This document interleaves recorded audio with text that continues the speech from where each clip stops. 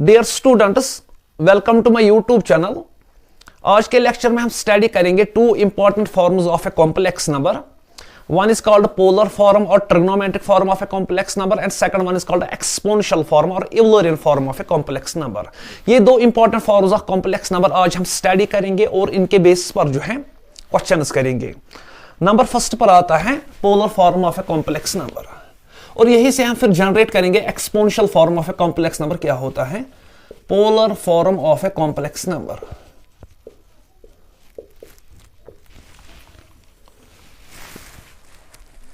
Suppose z is equal to x plus i y. आपके पास एक कॉम्प्लेक्स नंबर है कार्टेशियन फॉर्म में, this Cartesian form of a z, और आपको पता करना है कि इसका पोलर फॉर्म क्या है।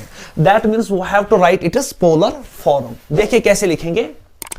इस z कॉम्प्लेक्स नंबर के कॉरस्पॉन्ड आपको एक पॉइंट जो है P मिलेगा आर्गेंट प्लेन में, से दिस पॉइंट P, और इस पॉइंट P के दो कंपोनेंट्स होते हैं। जो इसका पहला कंपोनेंट होता है that is real part, that's x, और जो इसका सेकंड कंपोनेंट होता है that is imaginary part, that is y। This is origin, इसके कोऑर्डिनेट 0,0 होते हैं और दिस इज कैपिटल O, हम इसको नाम रखते हैं। नाउ अब हम पॉइंट P और पॉइंट O को ज्वाइन करते हैं बाय लाइन सेगमेंट OP से। This is line segment OP and length of this line segment OP is called modulus of Z। This is modulus of Z। और OP line segment जो है ये x axis के साथ कुछ angle बनाती है, से दिस एंगल इज थीटा, और इस थीटा एंगल को हम नाम देते हैं आर्गुमेंट ऑफ Z। और लास्ट लेक्चर मैंने आपको सिखाया कि कैसे हम प्रिंसिपल ऑफ आर्गुमेंट जो है फाइंड आउट करते हैं different non zero complex numbers का। नाउ अब हम इस पॉइंट P से एक परपेंडिकुलर ड्रॉ करेंगे ऑन एक्स एक्सिस पर, से this perpendicular is PQ, this OQ length is x, we know that, and this PQ length is y।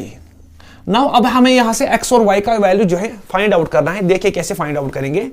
cos theta जो है वो बराबर होता है बेस बटा hypotenuse, base is OQ, perpendicular is PQ, cos theta is called base बटा hypotenuse, OQ is x and OP is mod of Z। यहां से हमें x का वैल्यू जो मिल गया that's mod of Z cos of theta. और sin theta जो है वो बराबर होता है परपेंडिकुलर बटा हाइपोटेन्यूज के, perpendicular is PQ that's y, hypotenuse OP that's mod of Z, और यहां से हमने y का वैल्यू जो है फाइंड आउट किया that's mod of Z sin of theta.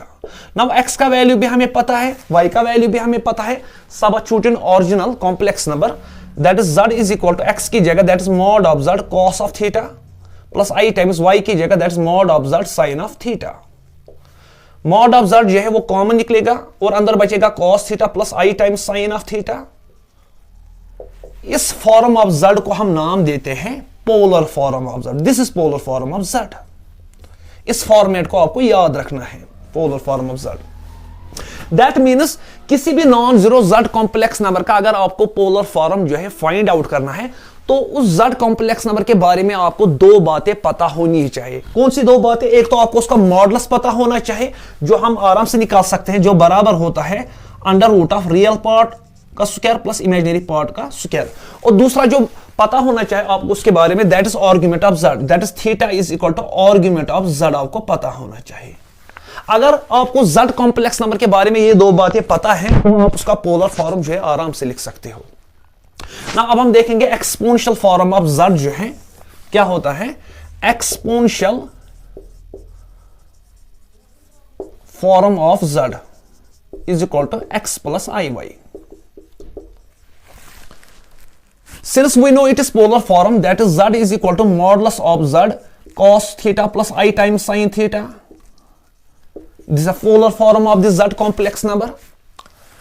Cos theta plus I times sin theta जो है, अगर हम इसकी जगह e की पावर I थीटा लिखेंगे, e की पावर I थीटा जो है that is equal to cos theta plus I times sin theta, तो हमें हमें एक्सपोनेंशियल फॉर्म ऑफ Z जो है मिलेगा। That means Z is equal to modulus of Z cos theta plus I times sin theta के बदले लिखना e की power I theta. This is called exponential form of Z complex number. Exponential form of Z complex number. ये format भी आपको याद रहना चाहिए। That means polar form जो है that modulus of Z cos theta plus I times sin theta, और exponential format जो है that is modulus of Z e की power I theta. That means किसी भी non zero Z complex number का अगर आपको पोलर फॉर्म और एक्सपोनेंशियल फॉर्मेट जो निकालना है, तो दो बातें आपको उस z कॉम्प्लेक्स नंबर के बारे में पता होनी चाहिए. Number one is modulus and number second is argument. Now example एक दो करेंगे. सपोज आपको इस z कॉम्प्लेक्स नंबर का पोलर फॉर्म और एक्सपोनेंशियल फॉर्म जो है लिखना है. This is in Cartesian form और हमें फाइंड आउट करना है इसका polar form and exponential form.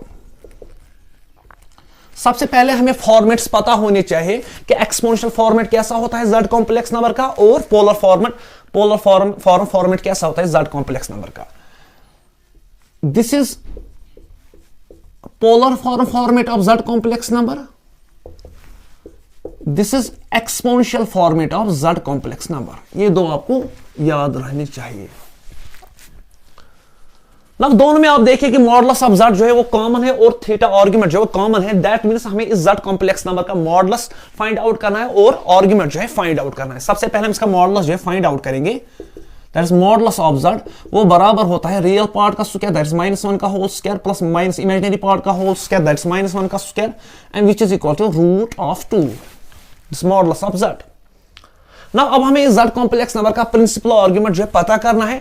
तो उसके लिए हमें इस z कॉम्प्लेक्स नंबर के बारे में दो बातें पता होनी चाहिए. नंबर वन किस क्वाड्रेंट में बैठा है, number second alpha acute angle जो है कितना है. आप देखिए इसका real part that is less than 0 और उसका इमेजिनरी पार्ट जो है that is less than 0. That means मेरा z कॉम्प्लेक्स नंबर जो है थर्ड क्वाड्रेंट में बैठा होगा. That is z lies in third quadrant. और थर्ड क्वाड्रेंट में जो प्रिंसिपल आर्गुमेंट होता है that is theta that is called to minus times pi minus alpha and alpha is an acute angle. इसके लिए हमारे पास एक direct formula that is alpha is equal to tan inverse of mod of imaginary part that is -1 upon real part that is -1. Minus and minus cancel. That is tan inverse of 1 which is equal to pi by 4. Now theta is equal to pi minus alpha. Alpha is pi by 4 and this is equal to 3 pi by 4. Now theta भी हमें पता है और modulus भी हमें पता है. तो हम इसका पोलर फॉर्म और एक्सपोनेंशियल फॉर्म जो आराम से लिख सकते हैं. पहले हम पोलर फॉर्म ऑफ z लिखेंगे. Polar form of z that is equal to z is equal to modulus of z जो हमने कैलकुलेट किया that is √2 cos theta. Theta जो है that is 3 pi by 4 plus i times sin 3 pi by 4. This is a polar form of z. And exponential form of z is that is z is equal to modulus of z e की power i theta. Modulus of z is that is √2 e की power i theta. Theta is 3 pi by 4. This is an exponential form of z. एक और example करेंगे.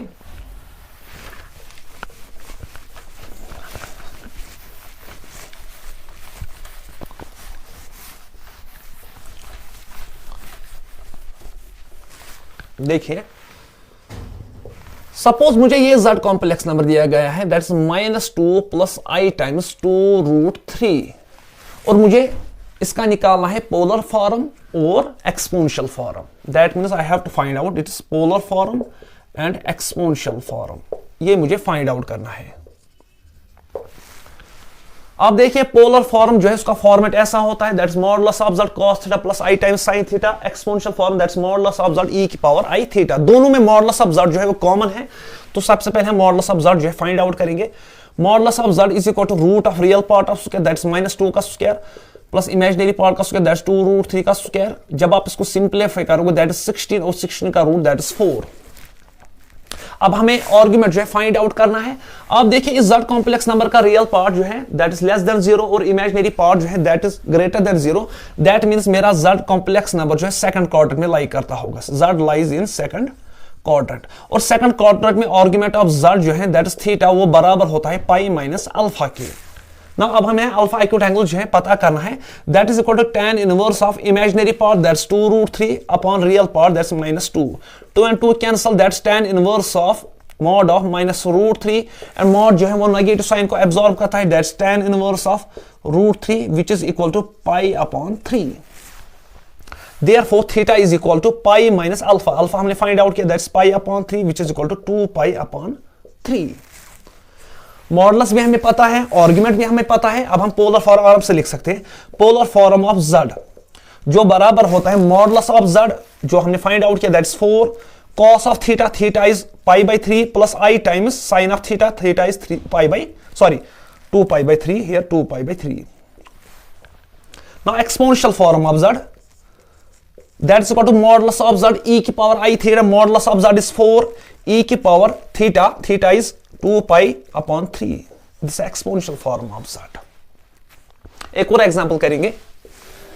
Suppose आपको इस z complex number का जो है एक्सपोनेंशियल फॉर्म और पोलर फॉर्म जो है फाइंड आउट करना है. तो आपको इस z कॉम्प्लेक्स नंबर के बारे में दो बातें पता करनी है. एक तो है इसका मॉडुलस. अगर आप मॉडुलस ऑफ z जो निकालोगे दैट इज 0 स्क्वायर प्लस -1 का whole square which is equal to -1.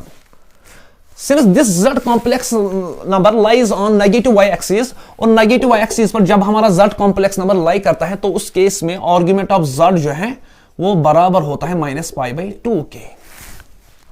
अब हम इसका पोलर फॉर्म और एक्सपोनेंशियल फॉर्म जो लिखेंगे, polar form of z that is equal to modulus of z that is 1 cos theta, theta is -π/2 plus I times sin of -π/2.